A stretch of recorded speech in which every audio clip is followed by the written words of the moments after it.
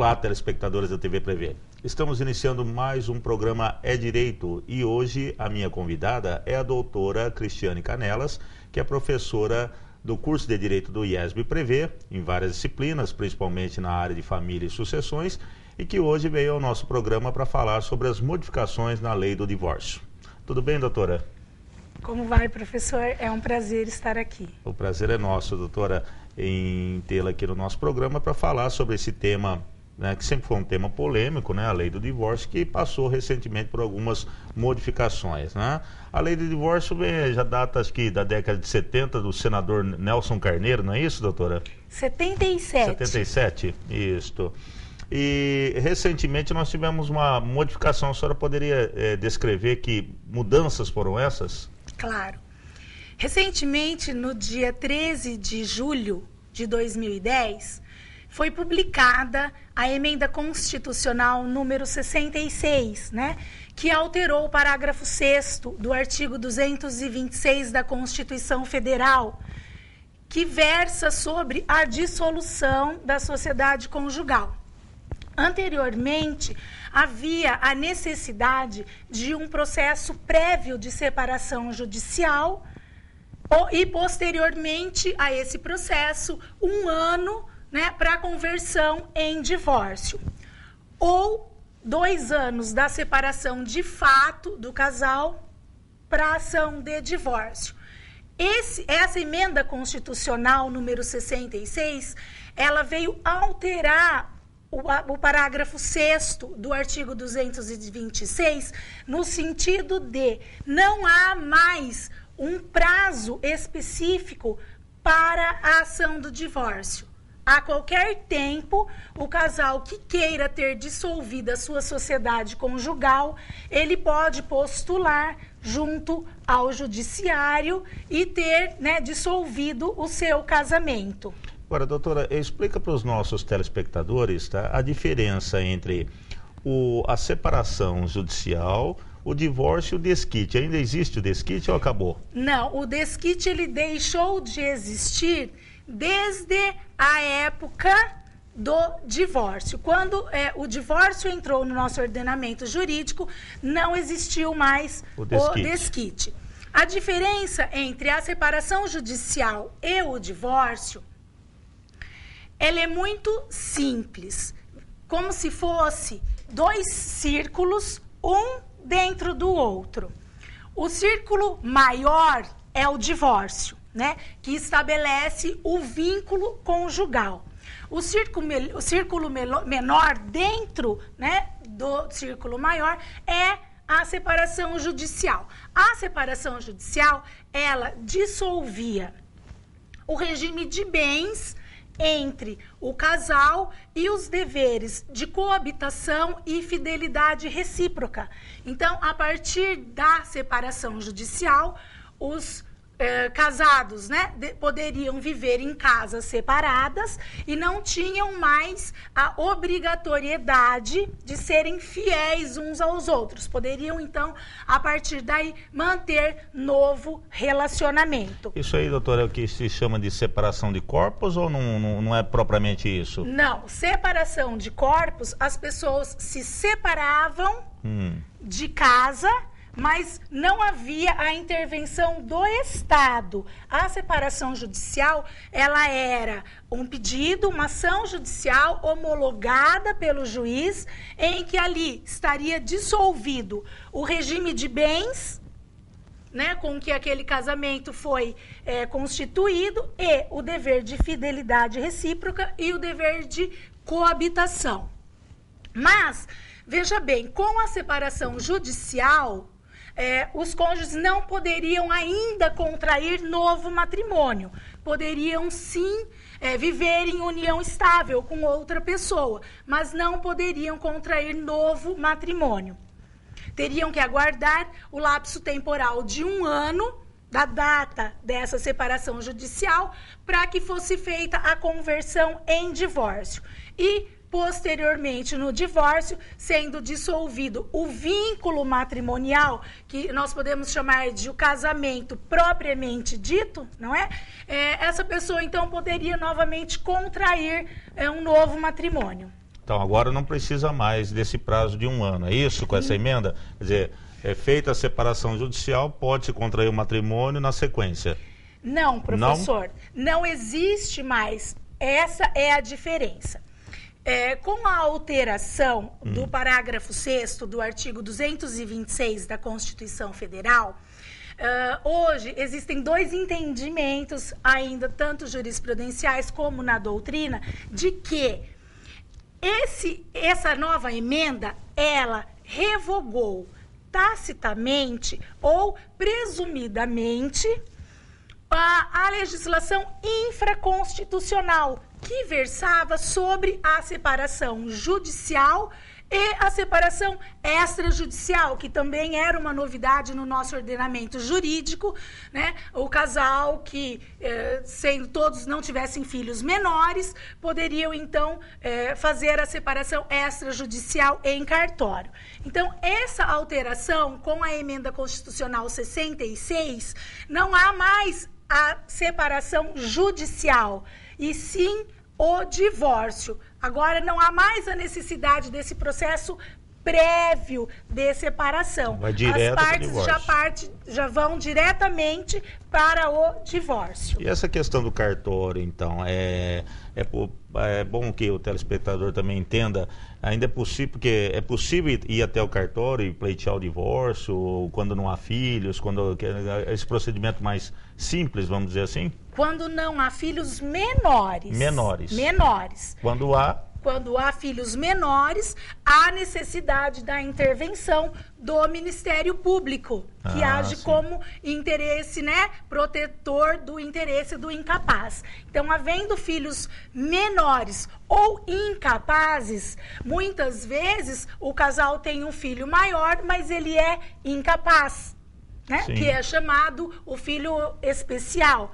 Então, esse casal não vai poder ter a oportunidade de fazer o divórcio extrajudicial. Que é aquele no cartório. Que é o no cartório. Então, para o cartório, só quem não tem filhos ou quem tem filhos maiores, né, de idade e que estejam em pleno gozo dos seus direitos, né? Exatamente. Certo? Para poder fazer em cartório. E precisa advogado, doutora, para fazer no cartório ou não? Existe uma controvérsia nesse sentido, mas há a necessidade de ter um advogado, sim, participando do processo. Certo. Mas é um processo bem mais simples do que o divórcio propriamente, já tramitando na vara de família, né?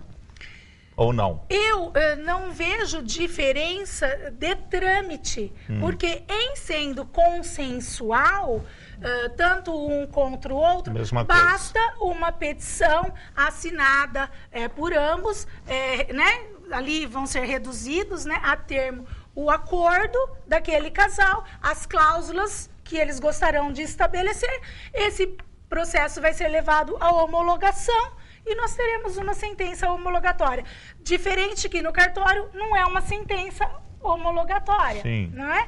Mas não há, em razão de celeridade ou de simplicidade, em sendo consensual, eu não vejo muita diferença, sim, nos procedimentos. O complicado seria o litigioso, quando não há acordo entre as partes, e aí fica tudo mais complicado, né? Não havendo acordo entre as partes é sempre muito complicado. Sim. Não é? Então, o litigioso realmente não há nenhuma possibilidade de ser feito em cartório, somente judicial. Certo. E doutora, então quer dizer que essa questão da separação foi eliminada, vai direto para o divórcio. Ficou mais fácil, então, para separar. É isso? Sim, mais fácil para divorciar. Para divorciar, não é mais separar, então, o termo. Exatamente. É divorciar. Divorciar. Né? Então, o número de divórcios vinha crescendo, né? De uma forma aí contínua. Então, a tendência agora é aumentar mais ainda por essa facilidade? Eu acredito que sim. Porque é uma coisa muito interessante que vai ocorrer agora, as pessoas que estavam separadas judicialmente não vão mais ter a necessidade de aguardar 1 ano para converter esse processo em divórcio. Sim. Eles por analogia, poderão, né, se utilizar dessa emenda constitucional e pedir a conversão da separação judicial em divórcio nesse tempo onde não há a limitação de 1 ano, né, onde não há mais a exigência desse prazo estabelecido, desse lapso temporal. Tá, mas eu digo assim, doutora, à medida que a lei vai, vamos dizer assim, facilitando, né, o divórcio, no caso, a tendência é estimular cada vez mais o aumento de casais divorciados, na sua opinião? Na minha opinião, professor, eu acho que é uma questão cultural. Porque hoje em dia as pessoas elas se separam de fato, não é? Nós, como falamos, né, juridicamente, elas largam, né? Se separam de fato, cada uma vai viver a sua vida, mas elas não tomam nenhuma providência jurídica em relação a esse rompimento. E isso depois vai dar problema mais para frente em relação à guarda de filhos, em relação a pensionamento e muitas vezes em relação a inventário. Quando essa pessoa falece, né, ainda há um vínculo com aquele cônjuge do qual ele nunca dissolveu juridicamente, existe um documento que é a certidão de casamento e, em muitos casos, ele já está vivendo em união estável com outra pessoa, tem filhos com outra pessoa, e aí vai dar, né, aquele problema na questão de partilha de bens, o que vai comunicar com a primeira esposa, o que vai comunicar com a atual companheira, e a questão também em relação aos filhos. Então, eu vejo que é uma questão cultural. Nós precisamos ensinar, né, o nosso povo que eles precisam resolver juridicamente os seus problemas. Sim. Não é? E dessa forma, então, se tiver essa conscientização, nós teremos sim um número bem grande de divorciados no nosso país. Eu creio que sim. A senhora está querendo dizer, então, que tem muitas pessoas no país que já separaram de fato, mas não, vamos dizer, sacramentaram isso em termos legais, não é isso? Exatamente. E os desdobramentos poderão ser complicados, né? Exatamente. Então, a tendência é que, com essa facilidade, as pessoas procurem, então, para fazer o divórcio sim, legalmente, e o que pode acarretar num aumento no índice de divorciados. Sim, acredito que sim. Certo. E doutora, nós vamos falar aqui também, né, no segundo bloco, sobre a questão da pensão. A senhora falou do problema da pensão, certo? Mas, para a gente encerrar esse bloco antes do nosso intervalo, eu queria saber o seguinte: a pessoa, no trâmite aí do processo do divórcio, ela pode desistir, né, as partes desistirem, sim, e retornarem. Mas, uma vez decretado o divórcio, tá, como que faz para voltar? Não volta mais. Não volta? Não, só casando de novo. Então tem que casar de novo. Tem que casar de novo ou passar a viver em união estável. Mas não há mais a possibilidade de reconciliação como havia anteriormente com a separação judicial. Então, uma vez transitada em julgado a sentença do divórcio, não há mais possibilidade de reconciliação. Mas há casos que a pessoa divorcia e volta. Divorcia casa e volta, novamente. Vai casar de novo. Casa novamente. Casa novamente. A senhora já teve alguns desses casos aí na sua... Ainda não. Não? Já tive alguns casos enquanto separação judicial. Sim. Né? Que havia a possibilidade, pelo artigo, salvo engano, 46 da Lei 6515, da possibilidade de reconciliação. Esse sim, já tivemos vários casos, mas só enquanto separação judicial. Após o divórcio, realmente não há nenhuma possibilidade jurídica de reconciliação. Se a pessoa gostar de festa, tudo casa novamente, né, doutora? E se quiser pagar o cartório, né, proclamas, tudo de novo. Tudo de novo. Então tá bom. Nós vamos fazer um rápido intervalo comercial e, na sequência, eu volto aqui com a doutora Cristiane Canelas falando sobre a lei do divórcio. Voltamos já já.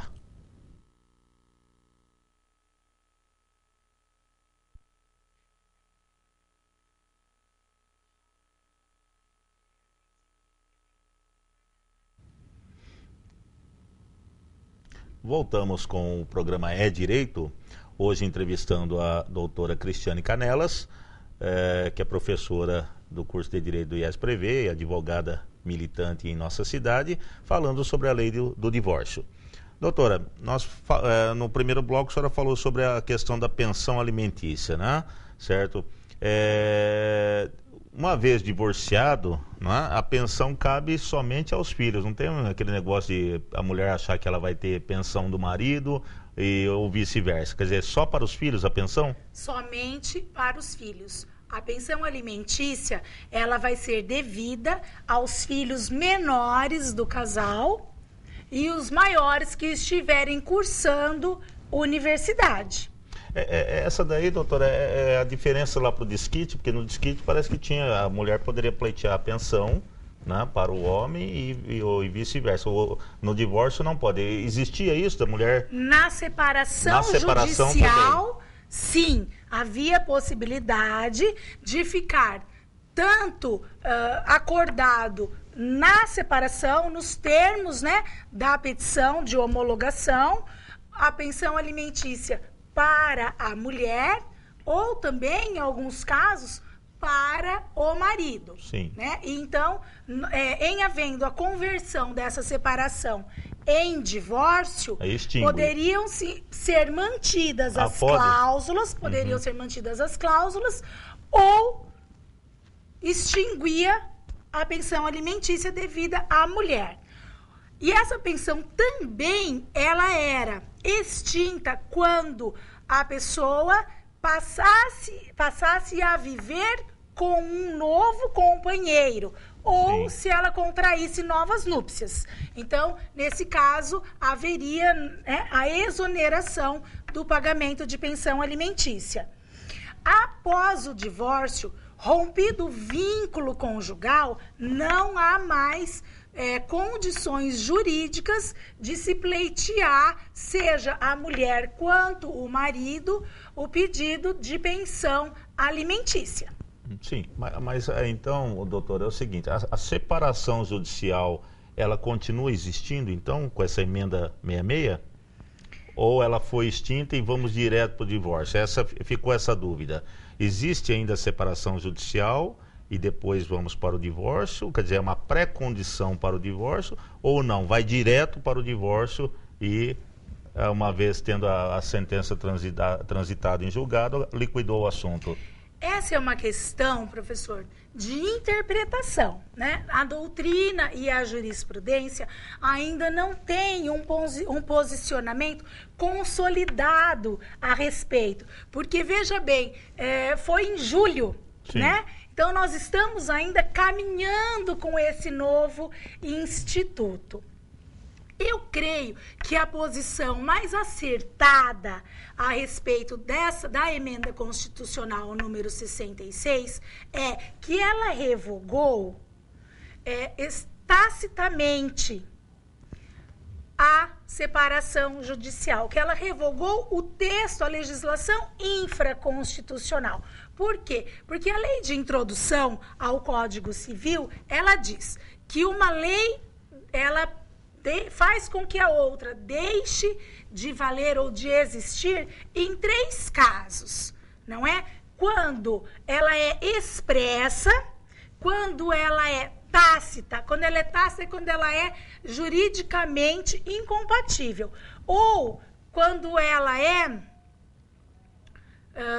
presumida, exatamente. Quando o texto da nova lei engloba todo o texto da antiga lei em vigor. Então, veja bem, se o texto constitucional, ele diz que o cidadão pode o mais, que é o divórcio, que é acabar, né, encerrar com vínculo matrimonial, não teria por que ele se valer da separação judicial, se é uma coisa decidida e acertada entre o casal. Então, eu creio que o posicionamento mais acertado nesse momento é que a nova lei, né, do divórcio, a emenda constitucional, ela revogou a legislação infraconstitucional. Inclusive, tem sido esse o posicionamento das varas de família aqui da nossa comarca em Bauru. Uhum. Tem sido esse o posicionamento, inclusive, de que não haverá mais o lapso exigido para o pedido de conversão da separação judicial em divórcio, por analogia, não é? E que não há mais a possibilidade de ingresso de uma ação de separação judicial. Até porque, doutora, veja bem, se a pessoa, como a senhora colocou antigamente, poderia pleitear pensão tal, desde que não contraísse novo matrimônio, tudo, era até um negócio absurdo, porque as pessoas tinham que tentar provar que o ex-marido ou a ex-mulher estava já com outra união, vamos dizer assim, até porque ninguém acabava oficializando essa união, né? Com a questão do novo Código Civil, da união estável, cai tudo por terra isso aí, né? Ou seja, também não caberia mais o pagamento de pensão, então, no caso, ou seja, somente para os filhos, se houver, né? Sim. Seria essa a linha de raciocínio da emenda, né? E também da modificação que ocorreu no Código Civil. Sim, exatamente. Certo. Agora, eu estou vendo assim muitos casos de indenização por danos morais, né? Quer dizer, houve o divórcio, a separação e depois o divórcio, né? Mas aí a pessoa entra na justiça pleiteando danos morais porque foi humilhado, porque foi isso, foi aquilo no relacionamento. Isso é possível, doutora? Existe a possibilidade agora do ajuizamento de uma ação de indenização para que a pessoa peça, no caso, danos morais por algum tipo de situação vexatória que ela tenha sofrido durante o período do casamento ou da união, seja ela qual for. Mas, após o divórcio, esse pedido ele deverá ser feito na seara cível, não mais dentro da vara da família, né? Porque não se trata mais de um relacionamento família. Uma vez rompido o vínculo conjugal, não há mais que se falar em família. Então, esses pedidos de indenização, eles deverão ser pleiteados na vara cível. Mas é possível, então, pleitear? E é possível lograr êxito numa ação dessa? É possível. O êxito vai depender muito de prova, né? Tanto provas materiais, quanto provas testemunhais. Não é um processo simples, é um processo que demanda estudo e demanda a produção de provas. Certo. Então aí vai tramitar na vara civil. Na vara civil. Complicado isso, né, doutora? Porque precisaria ter... Mas há uma relação, então, no caso da vara civil com a de família, ou seja, precisa resgatar o processo de separação ou de divórcio, no caso, para poder entender o que aconteceu e saber se há fundamentação para uma indenização. Seria isto? Hoje, professor, não se discute mais, existe uma linha dentro do direito civil que não se discute mais a culpa pela dissolução da sociedade conjugal. O Estado, ele não pode mais interferir na vida privada, na intimidade das partes, para resolver quem é o culpado, quem não é o culpado, quem deu causa a isso, quem deu causa aquilo. Então, já há algum tempo, nós operadores do direito, vínhamos trabalhando nesse sentido de não discutir mais culpa. Não existe mais a possibilidade, a continuidade da vida em comum, vamos dissolver, vamos extinguir. Mas sim, existem alguns casos, nós sabemos, né, em que poderá sim haver, né, elementos que possam dar ensejo a um pedido de indenização. Sim. Mas aí esse pedido terá que ser feito como uma ação própria, uma ação autônoma, e a produção de prova será toda discutida na seara civil. Doutora, com essa questão da união estável pelo novo Código Civil, né? Certo? Como que fica uma pessoa que tem várias uniões estáveis? Ela vai se divorciar de qual? Daquela que casou em cartório, obviamente, tá? Certo? Mas pode ser que haja o reconhecimento das demais uniões que ele tem, né? Certo? Como que fica essa situação? Não há possibilidade de duas uniões estáveis. Ele vai poder manter uma união estável com uma mulher, né? No caso, ele, se for o homem, e ele poderá manter uma sociedade de fato. O antigo concubinato, que é a união impura com outras famílias. Por quê? A união estável, ela tem os elementos, né, para a caracterização dessa união. Então não cai, por exemplo, no crime de bigamia? Não. Ou poligamia? Não. Não? Ele vai poder... Ainda é crime isso aqui no Brasil, doutora? Bigamia? Ainda é crime, né? Poligamia, não mais? Não. Sim, não. A pessoa ela só pode ser casado, né, ou viver em união estável, reconhecidamente, com uma única pessoa. É monogâmico. Sim, mas não há possibilidade. Sim, mas com a questão da união estável, certo? É o que lhe perguntei. Se tiver várias uniões estáveis, a senhora disse que não pode, né? Mas se tiver várias uniões, a pessoa tem várias, tem amante, tudo, como que fica essa questão perante o direito? O relacionamento sexual, ainda que por várias vezes o quadro de amásio, amante, ele não caracteriza a união estável. A união estável, ela é caracterizada pelo intuito de formação familiar. Ele tem que ter o intuito de formar com aquela pessoa uma família. Ainda que eles não sejam casados pelo papel, eles têm o intuito de formação familiar. Isso é Agora, importante. aquela pessoa que tem um relacionamento em cada bairro, em cada cidade ou em cada estado, ele não tem união estável com todas essas pessoas. Não há possibilidade. Tanto que o texto constitucional, ele é expresso no sentido de que a lei deve facilitar a conversão da união estável em casamento. Né? Então, por quê? Porque é um instituto para a formação de uma família. Sim, é bom que isso fique bem claro, né, doutora, para que não haja a confusão, né? Mas deve acontecer de muitas pessoas chegarem lá achando ou comentando, chegar na vara de família e falar, não, eu tinha uma união estável, não, e não era propriamente isso. Muito comum. Muito comum, muito né? comum. Então, é somente se há a caracterização de formação de família. Exatamente. É que vai ser classificado como união estável. Exatamente. Tá ótimo, então. Eu gostaria de agradecer aqui a presença da doutora Cristiane Canelas, né?